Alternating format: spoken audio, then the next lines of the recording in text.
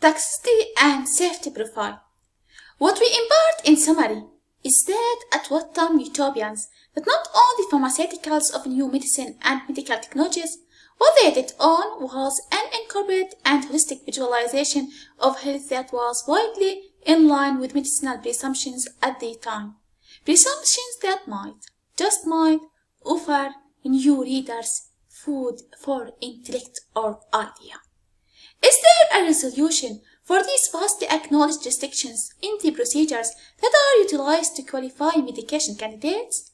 The realization of these restrictions is a helpful beginning point.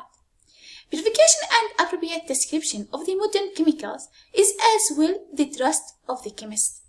The estimation of the toxicity and safety profile of modern biological or chemical entities is a complete part of medication improvement.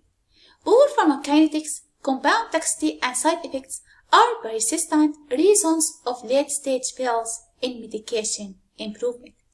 A good medication is one that links to and modifies a molecular goal in such a method that is effective and safe in the illness condition for which it is managed.